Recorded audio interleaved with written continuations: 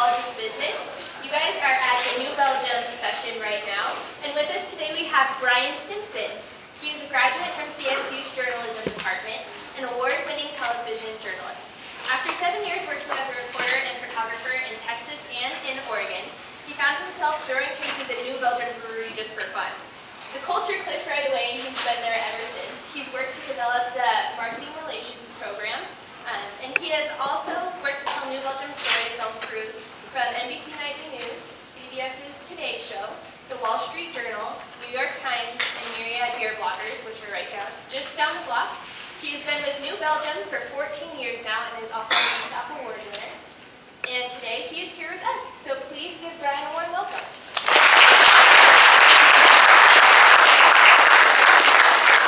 All right, good morning, all. Thanks for having me. I know it's Wednesday at 9 a.m. and we're ready to talk about beer. You guys ready to talk about beer? Yeah. All right, me too. So thanks for the warm introduction, and this is a lovely hall. Thanks for having us. I have been at New Belgium now, coming up on, it's actually been about 15 years. And really, I was working as a journalist and had no intent of leaving that career field. But I was passing back through my college town and met up with some friends who had been there for a couple years, and they're like, you need to check this out. And so I got into the brewery, and I started on the bottling line, thinking, this will be kind of fun. We'll see what happens. And I quickly realized we're going to have a need for somebody to do media relations going forward. So I stuck with it, and I was able to sort of plot my own path. At the time it was 55 employees, and now we're about 435 employees. So it was a great time to get into a business. If there's any of you thinking entrepreneurial, going to start your own thing, in the early days, it's just so exciting. And to be there in the beginning when that energy was just like, everybody was working 14-hour days, and just the excitement of building something day after day, and it's still there even at this 21 years into our business. But if you're going to go in that field and start going your own something or other, it's just such an exciting thing, and I look at it, you guys, I see so much opportunity and potential, so exciting times for you all. So the brewery, if you don't know the whole backstory, how many folks have done the tour or been to the brewery? Okay, so a good number of you have not. Well, it's probably worth the drive. It's about 40 minutes. I just did it. And then the brewery was actually founded in '91 by a husband and wife team at that time. Kim Jordan was a social worker. You guys can hear me, right? Everything's good? Okay. Kim Jordan, our current CEO, was a social worker prior to starting the brewery, and Jeff Liebisch, her husband at the time, was an electrical engineer. And so a lot of the what we've done as far as minimizing our footprint from production, trying to find efficiencies in our energy use came from Jeff's background. And a lot of what we've done to create a sustainable business has come from, I think, Kim's background. So the idea of employee ownership. We are actually an ESOP. It was mentioned that we've won a few awards for our ESOP program. We're an employee-owned company, so 42% of the entire company in Belgium is owned by all the co-workers there, which is a great, powerful thing. And it creates an ownership culture. It's not just the idea if there's a stock option at the end, but every day we're encouraged to come in and think like owners and act like owners. And as we go through the presentation, hopefully I'll give you some good examples of how that manifests. But it makes you think, your job, like mine was at one point, throwing boxes, you're really thinking on a higher level. Quickly after I started there, I joined the philanthropy committee, and it was a way of actually working on projects where you can dole out these grants to all these really worthy causes. And I was like, this is very high-level decision-making that I'm doing. I've only been here 3 months. And so there's a lot of great opportunities as we built the culture for people to engage at those levels. So husband and wife team started the brewery back in '91. And the distribution at the time, craft beer was really just getting going. It was, Sierra Nevada was out there, Boston was out there, and there were a few other regionals, but not a lot of breweries going on. And so when Jeff and Kim decided that they wanted to start the brewery, they basically took this now legendary walk through Rocky Mountain National Park. And they came up with a list of core values and beliefs. Before they even had a business plan, really, or a marketing plan for sure, they decided that they wanted to do four big things, really. And they wanted to make world-class beers. They wanted to do so in an environmentally friendly fashion. They wanted to promote beer culture, because at the time in the U.S., beer culture was not what it is today. You can talk to Europeans now. I've got a lot of friends who live in Europe, coming to travel. And, our culture, they say now, is quite better than Europe's. It's like I just got bumped out of my show. Cancel. There we go. Okay. Move back. There we go. So, those are the four main tenets that came out of what was essentially a list of about 10 things that Jeff and Kim wanted to do. And really, those core values and beliefs have served as our guiding compass, going forward. And I think it's really important when you're starting a business, or even if you're, applying to somebody else's business, to find out, what are the core values? What do they stand for? What are the things that your personal ethos can connect with the company that you're working for? And if you can find that going in the door, or create that as an entrepreneur, then I think you'll have a great rudder and a compass for going forward, how you navigate the business world and how you show up as a corporate citizen. So these CVVs, as they were, are printed on our website, and they have certainly been a guiding force for us for many years. And we revisit them every so often and say, hey, are these still valid? And they generally are. One of the interesting things is we have our purpose is to operate a profitable company and make our love and talent manifest. And so I remember there's a pretty good discussion a couple years back about the word love. It's like, really, is this business, should the word love be in there? And at the end of the day, everybody said, yes, we need to keep love in there because we think it's expressive of how we show up every day. So we are currently, as I mentioned at that point, I think when I started we were in 5 states. And we're currently in about 29 states. We just opened Michigan this year. We're in DC. This map's a little bit dated. It doesn't show those two. But basically, we're in a good percentage of the United States. If you haven't heard, we're bumping up against capacity in Fort Collins. And it's been interesting. Craft brewing is a segment of the industry. It's really one of the shining spots of our economy still. So craft beer overall, which is, again, we talked about Boston Brewing, Sam Adams is the biggest, all the way down to the smallest little nano brewer in the neighborhood. That's only about 6.5% of all the beer that's consumed in the U.S. So you've got Coors Miller and InBev, ABI, which is Anheuser-Busch and InBev, are really the two big ones. And so they sell the lion's share of the beer in this country, and then there's about 12% that's imports. So all of craft is really still just a drop in the bucket. And it's interesting because we live in Colorado, so we're immersed in that culture. But you go to other parts of the country and you don't quite see the selection of craft beers we get here. So we're a little bit spoiled that way. But as I was mentioning, we're up against capacity in Fort Collins. So we're going to build out a few more fermenters, and then we're at about 900,000 barrels. We will no longer be able to add any capacity at that facility. So it's a good problem to have. So what we've done is we've actually secured land back in Asheville, North Carolina, and we're going to build a second facility back on the East Coast in North Carolina.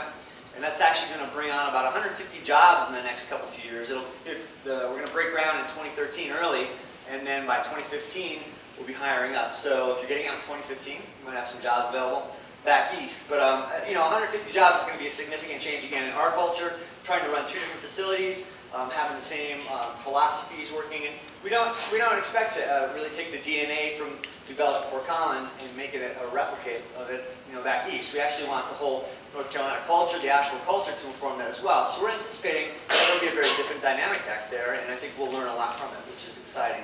And just to give you a sense of craft brewing overall, it's Boston Brewing, which does Sam Adams. Sierra Nevada is the second biggest, and New Belgium is the third biggest in the country, and that was in about 21 years.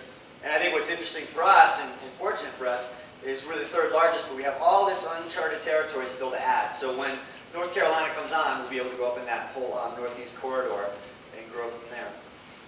So as I mentioned, we're about 435 employees now, and so the bulk of that is in Fort Collins. 300 plus are in Fort Collins, but our sales team and our events team are very deep. And so we have folks in all of our markets who live there, and the beer industry is a 3-tier system. So you have a supplier, which is New Belgium Brewing. You have a distributor or a wholesaler, so that is basically the people that are licensed to do business in that state. And those are your partners, and when you get into a relationship with a distributor, it's kind of like being married for life. You have to make sure you make the right choice. And we're in a fortunate position because a lot of folks want to get our business. There are 2,000 craft brewers in the country right now, and there's applications being filed for 1,000 more. Is anybody here like a brewer that wants to open a brewery? There you go. I bet you there's a few. Because it's right now, as we said, it's a great spot in the economy, and there's a lot of folks coming online. And so it remains to be seen as to whether the volume can support 1,000 more. I tend to think that it can, actually, because I think that people can bring new things into the category. You could be really specific. You can go nano. If I was going to open a brewery, my goal would be to do something that I could distribute to 1, 2, or 3 states and support maybe 12 or 15 people. I think that would be outstanding. And do something small like wood beer, something really interesting. So there's all kinds of different models. You don't have to go out there and try to be the next Sam Adams. But we have been growing, and we do have a pretty significant sales and eventing team out there in the market. People often talk about, we're talking about ethics, but we're also talking about how do you build a sustainable company? How do you build a sustainable company? And, there's a lot of interesting perks in New Belgium, and the ones that seem to get a lot of play are we do get a cruiser bike at 1 year's employment, which is a nice celebration. At that same moment, though, when you get that cruiser bike, you actually become one of the owners of New Belgium. So you're fully engaged in the ESOP program. And during that period of time, there is a ceremony that we call induction. And so for all of the new owners that have been there 1 year, you get up in front of all the existing owners and you give a speech, and it has to be 2 minutes. We've had people run way long after that, and we really try to narrow it down to 2 minutes because it can be 20 or 30 people. And so they get up there, and invariably they tell a story, and almost always it's the biggest, most heavily tattooed guy that just bursts into tears, and the whole room gets misty. But it's this great connective tissue that we have all going forward. And once you cross that threshold and become an owner and go through induction, and our CEO, Kim, still to this day, part of that ceremony is she creates something called a mojo. And it's essentially just a little fob that she twists up. It's got a little copper on it to convey water. It's got a bead on it, and all the beads are different to show that we're all a little bit different. Then it's got the word love or talent branded into some stainless, which symbolizes stainless and brewing, stainless steel. And so you're giving this fob, you're giving the bicycle, but you go through the ceremony. And I would say that to a person you could ask, and the ceremony is really the most meaningful thing that you go through. So these are just interesting little pieces that you can build into your culture at a business where once you've crossed that threshold, it's kind of like, you feel like you're in there. So that's the bike program in 1 year. At 5 years, it's awfully nice. We get to go to Belgium and hang out and experience sort of the liquid culture that inspired the brewery. If you don't know, obviously the name New Belgium harkens back to Belgian-style brewing. Belgians use a lot more fruit and spice and esoteric yeast strains in their beer, so they're a lot different than, say, German or English styles. Come do a tour, do a tasting, you'll figure it out. There's a lot of crazy things going on in Belgium and the whole tradition of Belgian brewing. So that's your 5-year perk, which is really nice. At 10 years, we get a sabbatical, and we get a tree planted in an orchard out back, so it's kind of a nice way to go commemorate and see your tree. And now at 15 years, I just crossed that threshold, and you're given, it's nice, a $1,000 travel voucher, but you're also given a microloan that you can go out and look around the world and say, how do I want to put some money forward into the world? And these loans get paid back, and I know a buddy of mine who's been working on it a while, and he's put the money out there 3 or 4 times now. So it's pretty cool to see how you can spread that out and put the money into the world. And then culturally, once you're in there, how can you engage yourself? If it's an employee-owned company, and you want to show up like an owner every day, it's like you want to go above and beyond your usual 9 to 5. So one of the first things I mentioned earlier that I got involved with was the philanthropy committee. And we do $1 per barrel, so we're going to do, eventually we're going to do 800,000 barrels this year. We'll do, close to $1 million in philanthropy. And all that money goes out into our communities. When we break it out, we have basically 3 big buckets for philanthropy. One is sustainable agriculture, one is sensible transportation, and then the third is actually healthy watersheds. And so we sort of look at those big buckets, and then we find different groups that we can work with, and certainly we get a lot of people coming in and asking for, and then things come up, like the Hyde Park fire, we got involved with that obviously, and then we do a lot of local stuff, like just fundraisers. Tour de Fat is a big fundraiser for the biking community. We'll talk about that in a few minutes, but did anybody go to Fort Collins Tour de Fat this year? A couple? All right. Yeah, it's like, that was 20,000 folks at that show, and we raised, I think, $80,000 for the local nonprofits in 1 day's work. So that's a nice shot in the arm for a nonprofit to get. So philanthropy is a big part of the culture, and it's a great way to get involved and start learning about things. We have other committees, like there's a wellness committee, there's a natural resources committee, and some of these are put together because we need cross-departmental folks with different backgrounds to talk, but a lot of them you can just join and be a big part of the decision-making, which is exciting. I think it keeps people really engaged. Sustainability, a big part of, I think, what people think of us as being like an ethical business is that we really do try to minimize our impact, but we're not really out there claiming to be green. I think it shows up, and it's a fine line that you walk. Back in the early days, Kim will say, we're a manufacturer, so we have a waste stream. So how do we minimize that waste stream? So, it's hard to come across as, you don't want to come across saying we're making zero impact, but you've got plenty of impacts. And so we try to be very transparent about that. And then the idea of, what is sustainability? Well, it's the idea of balance, I think. And it's how are you able to balance the tension of creating something, using resources, putting it out in the world, then also minimizing some of the impacts that come from that. And why would we do that? Well, it's an interesting phenomenon. But if you take a look at our lifestyle here in the US, it's a wonderful lifestyle, but it would take a lot of planets if everybody in the world was going to do that. So we need to find better ways of doing what we do more efficiently. And so for us, we look at really the triple bottom line. You guys have probably talked about that in some classes, but people, planet, and profits. So profits can be a real driver, and it can be the forefront of what you do. And we often say, and Kim has been quoted many times saying, you can be as environmentally groovy as you want, but if you're not turning a profit, no one else is going to listen to you, or you won't even be making beer at that point. So, it's very important for us to turn that profit, but at the same time minimize our impacts and then create a culture that is very, I think, sustaining and nurturing. And so how do we go about doing that? Well, we put a lot of emphasis on it, and it takes a lot of work. We essentially have, at this point, 2 full-time positions that are dedicated to just sustainable initiatives. So on the left there is Jen Bervier, and she is our Director of Sustainability and Strategic Planning. So she's basically come through, she was our CFO for a while, our Chief of Operations for a while. And by the way, there's some, for women getting into business, New Belgium's top 3 positions are all women at this point. And I think it gives us a really cool, interesting edge, and definitely an interesting dynamic in how we problem solve and that kind of thing. So Jen has seen it all, done it all, and now she wanted to focus back on sustainability. So she's now the Director of Sustainability. And Katie Wallace, her partner there, is our Sustainability Coordinator. And she just proposed a program where her job goes to about 2/3 a year, and she takes the 3rd part of the year to go travel around the world and learn things and bring them back in. So she's got this really cool project that she proposed. She was able to push through with Jen's support, and now she shares that job with another partner who's a new mom but also works in sustainability, and then Allie, who's going to be helping out, will also take 2/3 to be a little bit of overlap, and then she'll have a 1/3 of the year off as well. So it's kind of a cool, they just built this thing and made it happen, which is a great, if you're going to be a nimble entrepreneurial organization, you should let your coworkers make those decisions and try to push the envelope a little bit, which is exciting. And this is a parable. This is an interesting one. It's the idea of sustainability. Like, you can have one vision of it. This is an old Chinese parable about the idea of 6 blind men are shown an elephant. And each one touches a different part of the elephant and is asked to describe it. And one grabs the tail and says, oh, an elephant is like a rope. Another grabs the tusk and says, oh, an elephant is like a pipe. Another touches the belly and it's like, oh, it's like a wall. And all these answers are correct, but you don't get the full picture of the elephant until you have all of those inputs. And so what we try to do in New Belgium is we don't have really a top-down philosophy about those things. We like to call it the ice cream sandwich of decision making. But essentially, it's got an ice creamy middle. And we all get together and we talk about, twice a year, we talk about basically our strategic priorities and our plan. What are we going to do in the next 3, 5, 10 years? And we have a retreat down in Lyons, Colorado every year.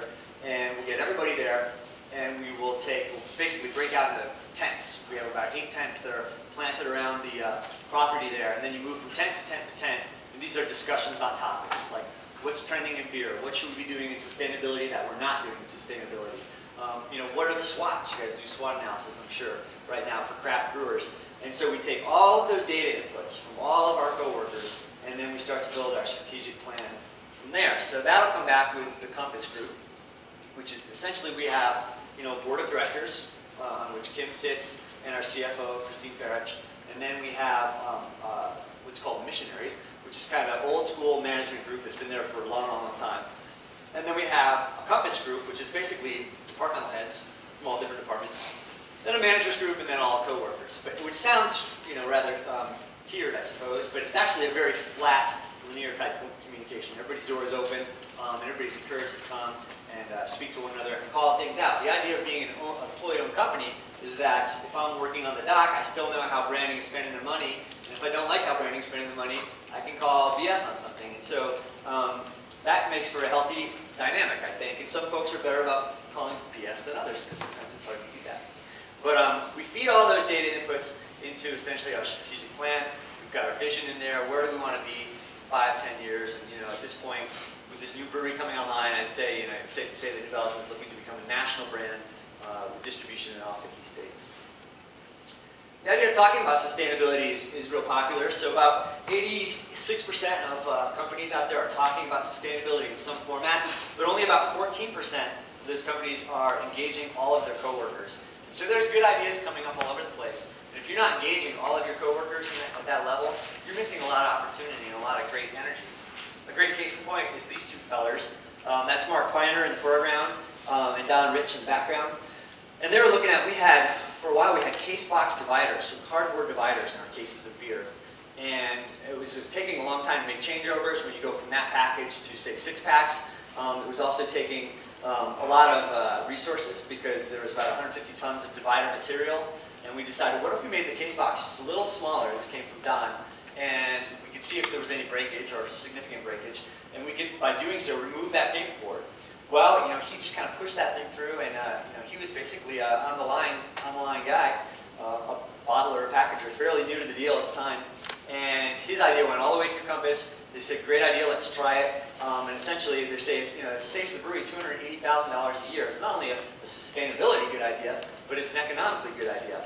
So we removed all those cardboard inserts, we've eliminated 150 tons of material, and then we saved all that cash every year. So it's just a great example of where somebody on the front line is seeing that every day, and their wheels are turning, and they know they're an owner, they're engaged like an owner, and you can bring that thinking in, and they know they can make change, which is really cool. And that's kind of a bigger example of it. Then there's small examples. There's Jessie Shear. She does all of our shipping of products from our website. And so she was watching all these patch kits come in individually wrapped. She went to the manufacturer upstream, and she's like, hey, is there any way we can get these without this plastic wrapping? We just don't need it. And they were more than willing to work with her, which is pretty cool. So in Belgium, we're very fortunate to have a 93% retention rate. So the only way to get in there is because we keep adding jobs. It's because people don't really like to go. We've got about 7% that some folks move on to other things, and then some folks it doesn't work out. But that's a very high retention rate. And so these are things that manifest, and so my job is really PR and media relations at this point. But we've been outside magazines on their top 5 best places to work in the U.S. for the last 4 years running. We're World Blue, which is basically they take a survey. So does outside actually. They survey a good segment across some of their employees and ask, what is it like at work every day? And there's a series of questions. The outside one is very lengthy. And then they take and rate you. And so we've been on World Blue's most democratic places to work, democratic meaning places where voices are heard by all the coworkers. And so that's why we have such a great retention rate. When you have that, you can build and build and build on all these years of experience, and you're not constantly having to refresh and look around. And just, to me, it's a sign of a very healthy culture when you've got that. So we're talking about, how do we take a look at a lot of our metrics and sort of minimize our footprint from a sustainability perspective. And again, we are a manufacturer, so we definitely have a waste stream. So we look at closing loops. In our brew house, we have a closed heat loop. With water stewardship, we work on that kind of thing. And we look at our overall carbon footprint. So for a lot of years, we just made decisions based on what felt right. And we were doing that, and it was great for us internally. We made, I think, some pretty good decisions in that regard. We signed on to the City of Fort Collins Wind Power program back in '98. And we're going to talk a little bit more about that in a few minutes here. But it's essentially presented to us as, look, we can save this much carbon. It's going to cost 2.5 cents more per kilowatt hour to do this. And the only way we can finance this is to dip into your bonus pool. And I thought, this was pretty early on in my career there. And I thought, this is going to be a long, kind of hashed out, loud meeting. And it was a unanimous thumbs up vote. So we all, as employee owners, voted to switch to wind power energy at that time for electricity. And it kind of sealed the deal for me. I was like, well, this is a really interesting group of folks who would make that kind of a sacrifice. So, well, we never measured anything. And so it was kind of hard to talk about it. People would call it, they'd ask, well, how much money did that cost? How much are you saving? We didn't have very good metrics because we just sort of did it from the gut. So today we've got much better about measuring. And I don't know how, probably not showing up too well for you guys, but you're looking at total energy intensity. So those are megajoules per liter. And people will add, it's probably going through some of your heads from a sustainability perspective. So as you get bigger and bigger and bigger, does your footprint become bigger? Yes, it does, but you want to look at sort of your footprint per barrel, and that's how we do it. So if we can go by reinvesting in new technologies and minimize our impact per barrel that way, then our overall impact is growing, but our per unit impact is going down, down, down. So if we can do that and then export that as a business role model for other businesses in our industry, then everybody can find more efficient ways of doing things, and that betters the whole category. So that's really a big part of why we do measurements. An interesting one is water intensity. So we have a pretty good rating right now. So we use about 4 barrels of water to make 1 barrel of beer. So that's through all the cleaning and everything else. So 1 barrel of water goes into that beer, the rest of it kind of goes down the drain. So it has secondary life down the road because it gets cleaned back up. We actually clean it on site. We'll talk about that in a minute as well. But the industry average is between 5 and 8 barrels of water to make 1 barrel of beer. And we've been adding new beers that are a lot hoppier, Ranger IPA and some other beers, and it's a little harder to extract. It takes a little bit more water to make, and there's a little bit more cleaning involved. And so our water usage has actually gone up, which you can see on this chart, if you can actually see it. It's pretty far away for you. By 2015, our goal is to get to 3.5 barrels. So we really have to shave a half a barrel off per unit to get to our goal right there. Another thing, our goal was to get to 95% waste diversion rate. We wanted to do that by 2015. We got there by 2009. So check that one off. Called it good. And one of the things that we do in New Belgium, I think that is important for all folks in a growing industry, is reinvest in technology. So we brought in a new bottling line recently, and there was a new piece of technology, the rinse bath essentially, would use the same water internally and externally versus we used to use 2 dosing. So we halved our water usage right there in the bottle line. In the fermentation cellar, we used to run a lot of, back when we were a small brewery, we couldn't really afford this infrastructure, we used to run hoses everywhere. And the hose can be 40, 60 feet long. You've got a lot of water that's sitting in that hose, and you're losing water every day down the drain that could have been recycled, repurposed. And so we actually now have what's called a fence, and it's a sealed unit of fencing that connects every tank in the fermentation areas to the 2 brew houses. So you have virtually no water loss that way. You still have to do quite a bit of cleaning. But these are ways of reinvesting in technology. And I think as a business does well, it needs to do good, I think, by pushing the envelope on some of those newer technologies. And so we try to do that all the time. We definitely have a great, deep engineering team, and they love to geek out on that stuff. So we get a lot of new ideas coming through all the time. And then, as you guys probably know, water usage is huge all along the Front Range. And the water that we all get is from the western, a significant portion of it is from the western slope. It comes through the Big Thompson project, so it's really piped through the Rockies, and then it comes over, and that's what fills a significant part, of course, to the reservoir. Well, when the High Park fire went down, obviously there's a lot of burn along that Poudre River watershed. And the city draws from the Poudre River as well, especially in times right now it's getting very dry, and so they started to draw from the Poudre again. So there was an interesting moment in the last few weeks, you may have heard about it, wherein our sustainability director, Jen, that I mentioned, was presenting to a group in Fort Collins just about mitigation plans after the fire.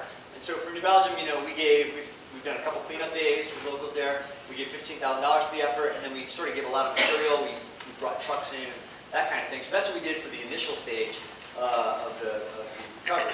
So now we're sort of in this long-term recovery, and you've got this scar, this burned scar, all around the Poudre River. And so when it rains, you guys have seen this, I'm sure, the Poudre River washes black. I mean, it's a mess, And so the city is going to start pulling water back in. They have to from the Poudre River. Well, their plan, the city's plan, is to not pull in when the water is agitated. So they hope to alleviate that. That's the first line of defense. The second line of defense is they have filtration. And so the city's got a plan. And New Belgium, Jen's point in this meeting was New Belgium's plan is to independently test to make sure those levels aren't spiking, because we don't want to have, and I'm almost reluctant to say this again because this story got spun so up, like smoky flavors in your water. And everybody's using the same water in all of the Front Range. It's kind of like Fort Collins, Greeley, we're all using the same water. So it's coming through your taps, it's coming through everywhere. So there's a potential for smoky particulate to end up in the water source. And so Jen's point in this meeting was basically to proactively say, this is what New Belgium is doing to mitigate it. Well, of course, the media jumped on that, and the Coloradoan wrote the story about New Belgium fearful for water supply, which, we're only making a plan just in case. And so that got spun up. It got picked up by like 24 television stations across the country. And all of a sudden, we were the poster boy for smoky tasting water in your beer. And so it was just an interesting challenge that we had to deal with from a PR standpoint. It made a busy couple days for me. But at the same point, Jen was trying to make the point of all businesses should have a mitigation plan. That was her whole thing around it. And healthy watersheds are hugely important to us all.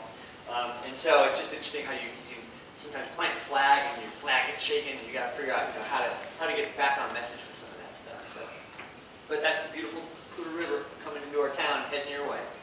And then we've done a lot of advocacy built around water issues as well. So, pardon anybody's sensibilities here, but we did a campaign built around the beer Skinny Dip a long time ago, and we started with essentially there's a group in Fort Collins, Save the Poudre, and they were just questioning the need for the Glade Reservoir project. And I think our feeling is that a lot more can be done for conservation prior to building the reservoir. This reservoir now is about it's more than a $500 million project.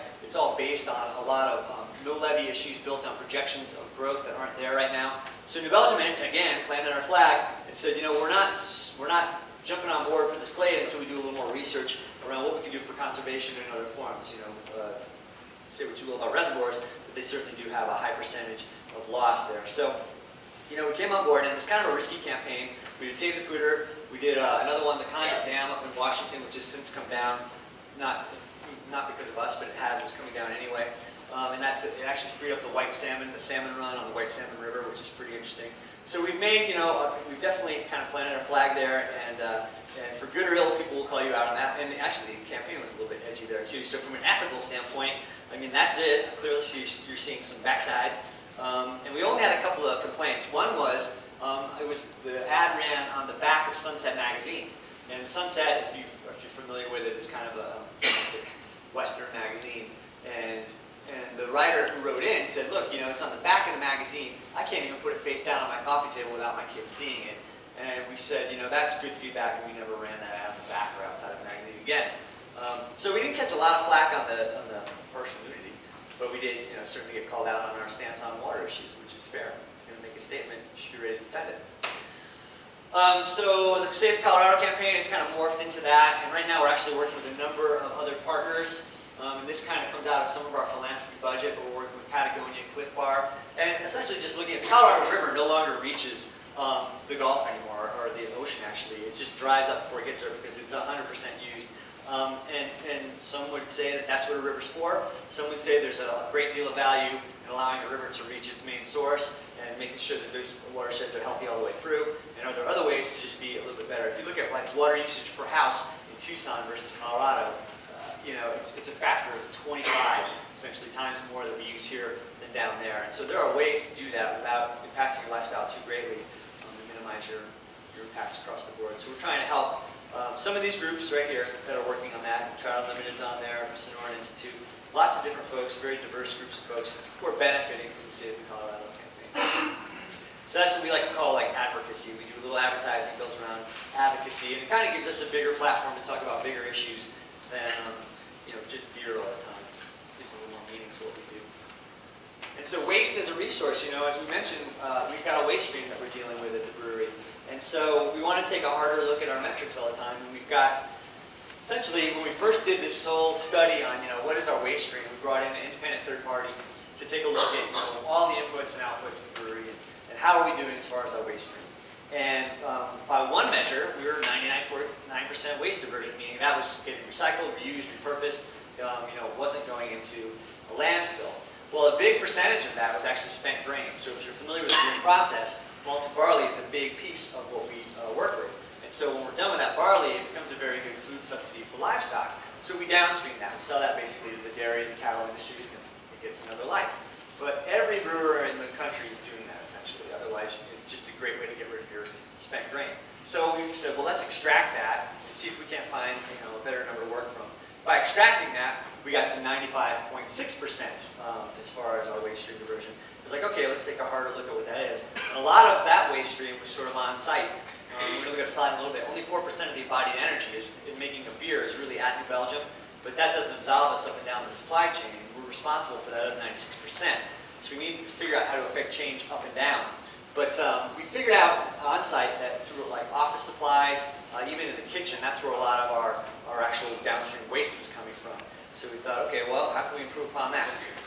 So I'm happy to say we got back to 99% through small things, really small things. Like this is in the kitchen at the brewery, so we have a nice kitchen, 6-burner. Lots of people get together and cook all the time. But as you can see, all of the recycling, and there's a landfill, there's glass, there's commingled, which is sort of those hard plastics to figure out. There's paper, there's compost. And so everybody there is sort of different. You know, you're going through and you're taking a few minutes and you're putting everything in the right stream. And it's a small thing, but it also gets all of our coworkers thinking about that at home as well. You go home and you're like, well, you know, you get used to doing this all day where you're composting things. Like, well, now you go home and you're not going to start slapping. You don't want to. So I think it really makes you think on a more universal level all the time, which is interesting. And then other design things that we do. So really cool, you know, if there's anybody who's got an engineering bent in here, you know, the idea of glycol is basically a coolant, or it can be a heating element. We use that to cool our tanks and heat our tanks in the production process. process. So what's happening in a fermentation tank is essentially there's a lot of yeast kind of going wild in there. It's creating a great deal of heat. So we use glycol to cool that process down. So in the wintertime, that glycol takes on heat when it cools. We run that underneath the parking lot, which is on the north side of the building, and it actually cools and it melts all the ice or snow that's there and it cools the glycol back, which comes into the building. And it's just a great way, again, of sort of minimizing impact. You don't have to use all that energy to bring the glycol back down in temperature. And then just recycled pieces, for a lot of our desks in the building, we've got stored an old bowling alley actually on the left-hand side there. So that's pieces of an old bowling alley that are built into tables for us. Those are long benches that we all meet at. And then the table legs are made out of little FedEx tubes up there. So just finding the right vendors who can sort of source these things for you and partnering them, it helps grow their business, and it also gives you interesting, fun things to demonstrate in presentations such as this, or when you've got other brewers coming through. And so, the biggest piece of what you can do first off is the conservation idea. And then from there, we try to look at on-site power generation. And then there, it's sort of like you've got to get your power from municipal utility. And so it's basically what do they have available. So we signed on, as I mentioned, to the city's wind power program. It's now called the Green Energy Program, back in '98. And so that's, in some ways, that's kind of just doing a small little piece of what you do. Renewable energy credits are essentially, when we started out with the wind power program, it was 100% of the power that was coming from Medicine Bow Range was going into the grid, and everybody who was paying for it was getting that back in electric, in theory. As the program become more popular, essentially, they've got so many users, they haven't been able to build out the infrastructure, so not everybody is getting exact wind power. We're going to talk about this more in a second. And therefore, those RECs, renewable energy credits, are a surplus in dollars that can be used for other sustainable projects around the country. So basically, you're subsidizing research into more green energy. And then again, more design stuff, like just the heat recovery unit we talked about. That's the kettle in the brew house. If you're familiar with the process, you do a boil at the very end. You're getting rid of some off flavors, and you're adding some more flavored ingredients like hops, and, orange peel, coriander, whatever. And you do a boil there. You capture the steam coming off that boil. You use that to reheat the mash tun for the next batch. You have a closed heat loop. So all day long, you're just kind of we're running 12 batches a day, back to back to back to back. We use the heat from the last batch to heat the water for the next batch.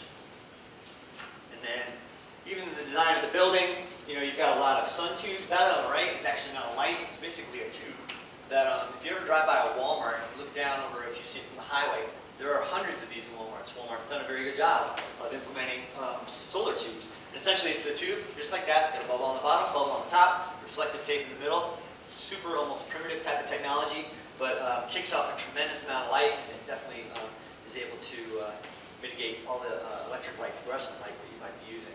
And then the light shelves bounce light around a little bit inside. So we use a lot of daylighting in the brewery.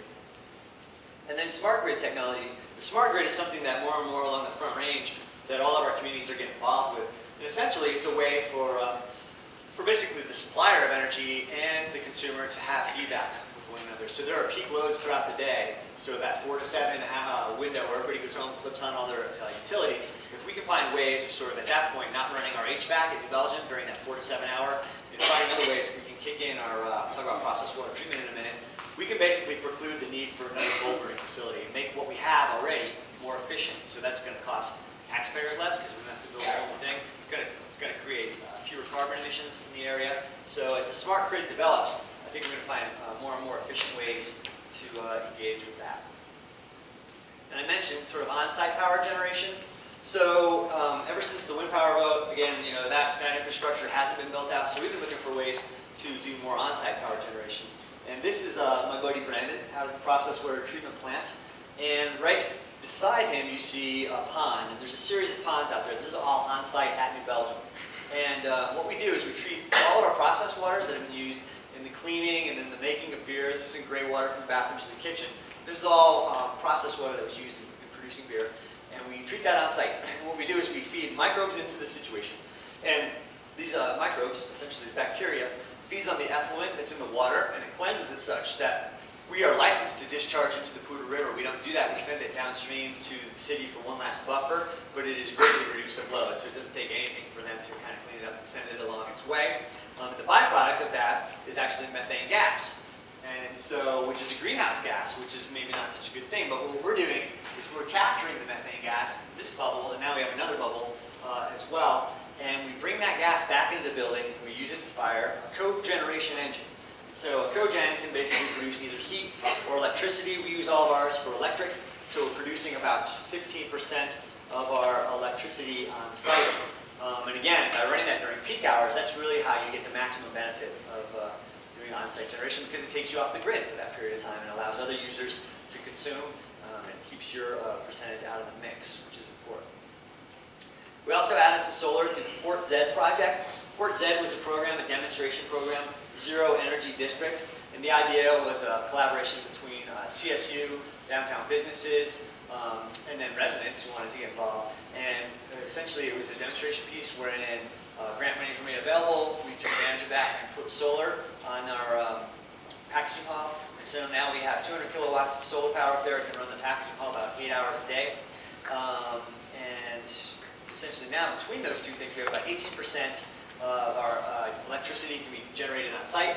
But again, those peak hours, we can run everything together. In the summertime, when this is still going, during that 4 to 7 window, you're looking at 50% offset of our power during those periods of time. Some of the other folks that have been involved in that project. So it's just great. The idea is pushing forward new technology. You guys can call me out on anything at the end.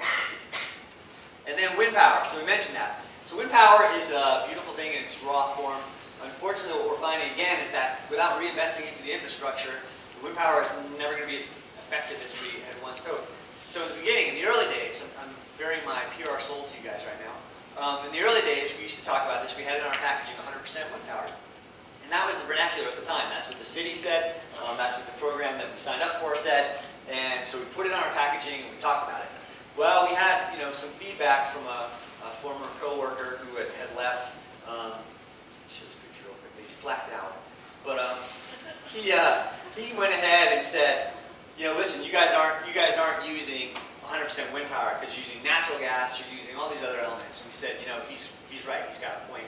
And so we had to pull all that off our packaging, and we made all those changes. And at the same time, we said, we can't be. This is not a thing that we can be cavalier about. We can't just start stamping things and saying, look at how good we're doing, because first of all, we want to be an example. So you don't want to be able to say, you don't want to gloss over sort of the ugly parts of what you do. So you need to put that out there. So we started taking. It was kind of a searing process because we were called out in the media. He was a sort of a disgruntled employee, hence his blacked out face.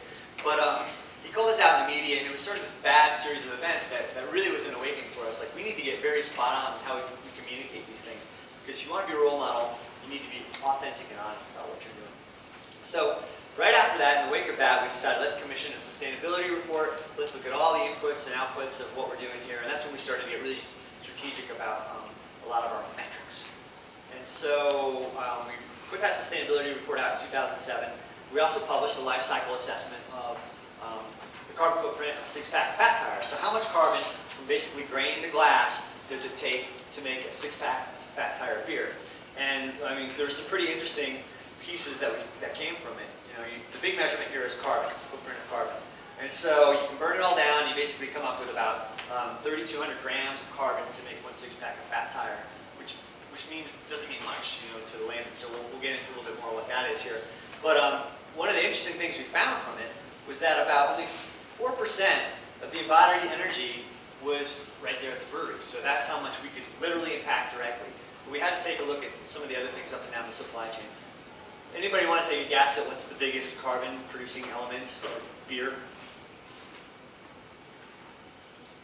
You, sir. Transportation would have been my guess too, and it was not. So I was surprised by that. Yes. Anybody else? It was a good one. It was actually, the biggest piece of that was refrigeration. So retail, so cold storage boxes. So one of the things you're finding is you go into some of these bigger box stores and they have these open coolers where they're running in this. I used to live down in Texas for a while, and you get these open face, basically refrigerants, where it's just pumping out into the whole aisle. It feels great when you're shopping because it's 107 degrees outside. But it's just spilling this energy out into the aisles, and so not the most efficient way to do things. Are we going to be able to change the way retailers display beer? Possibly not, but we can come up with other products, canned beer, like a warm store, things like that. where we can start to make change. We can go up and down our supply chain and work with folks about sort of greening up their practices as well. So some of the other things out there you can see, retail, which is cold storage, is the big piece. Then glass production is huge. You know, the higher and higher we get our recycling rates as far as glass goes, that number goes down. So a lot of things to work on up and down the supply chain, which is why we start to look in all those directions. To the point where we actually have sustainable purchasing guidelines. When we talk to vendors, you know, we'll ask them, what is your program? Do you have a sustainability program? And, we recently were looking at trucking vendors, and one vendor had a sustainability program, the other did not, the final two, and we ended up going with the one who did. So again, it's a way of just sort of saying, you know, this is important to us, and I think it needs to be important to everyone as well, as far as minimization of impact. So, you know, in the rough and dirty of it, what is the carbon of a fat tire? It's basically about the same as a half a gallon of milk. And then you can see some other things, consumer goods on there. Sweater, 66 pounds. Fat tire is about 7 pounds. So, essentially, it's about the same as cutting your grass for an hour. And the idea of, you know, only being able to affect 4% directly affect 4% of our energy use kind of turned us on to the idea of making ripples, and that we do that through a lot of our philanthropy and a lot of our eventing. As far as nonprofit world goes, one of the things we've developed from the inside is the Tour de Fat, which is a 15-city traveling bike event, and essentially all the money from that day goes to local bike nonprofits. And the point of that day is to basically demonstrate that bikes are a viable primary form of transportation, not just an alternative form of transportation. More folks get on bikes. There's a lot of studies that show biking becomes safer because people are more aware of the fact that they live in a cycling community. And so we were fortunate enough to recently been voted a platinum level bicycle-friendly business by the League of American Bicyclists. So we're the first non-bicycle forward business that ever got that designation, which was huge, you know, and it gives us a platform to talk about, you know, all of us could be riding a little bit more. All these short trips, you know, these 2 to 3 mile trips to the grocery store and back, those can all be done by bike. And so with the Tour de Fat, we actually take one person in every city, and we get them to trade in their car for a bicycle, and they're given a custom bike that they can build up from scratch, and then they're committed to biking exclusively for a year. They can use alternative transit. They can use mass transit, like buses. Yeah, Mike, you getting close? Cool. What do you got, 5? At most, yeah. Just a couple minutes. Okay. So, yeah, we're wrapping it for sure. So Tour de Fat is just a big piece of what we do as far as promotion. The idea of you know, not wanting to have a lot of BS in messaging was huge to us, and so we came up with the term sustainable. Didn't want to do that. The advocacy piece we talked about, you know, this was working with you know, some of the Healthy Rivers Project. That was the condit dam that came down. And then it's been interesting right now, these days, everybody can get online and sort of call you out on all these issues. And so we've had some interesting challenges, you know, to basically, I think you can tell sort of where the breweries aligned socially maybe. So when we went into North Carolina, there was a vote on gay marriage, basically, and it was voted down. So they didn't want to recognize gay marriage in North Carolina. And the very next day, our Facebook page blew up with, you know, you better not go to North Carolina. What do you think you're going to North Carolina? You know, you'll send a real message if you don't go to North Carolina. And so we only had, you know, a couple hours to think about this because we had like 60 messages on our Facebook page. Kim wasn't around, and so I was like, all right, well, we got to come up with something. So, you know, because of the culture that we have there, I felt empowered to make a statement. And we basically talked about the fact that we're definitely still going to North Carolina. Belgium has always given benefits to same-sex partners. And we feel like we can affect change better by being part of a system than being outside of the system. And it turned the tide pretty quickly like that. So from an ethics standpoint, it's the same thing. You may or may not believe in New Belgium ethos on a lot of these things. But I feel very fortunate that we get to talk about things that are important to us in that kind of way and be authentic about it. And that we're all empowered to make those decisions and talk about those things in a big way. So I know we're getting wrapped. I want to give you guys some time for questions. And then the whole idea of making ripples. You know, whatever business you all go out and start or join into, however that can affect the beer community, everything's connected. So, you know, try to do good works out there, I suppose. Questions? Did I just nail it? No questions? Sir. Yes, you talked about dropping your waste per barrel, and you're saying that which would mean like better profit for you as well. And then giving that to other breweries, like, are you guys willing to give up your competitive advantage to help the world very much? Well, I wouldn't say you're giving up a competitive advantage. You actually don't. Sometimes when you're doing something that's a little more sustainable, it costs you more. So I think that there's something to be said about the conscientious consumer, and they want to know how things are made today. And I think we see it as building loyalty with our audience. So we do these things because we know it connects with a certain purpose. Any other questions? Thanks. Thank you.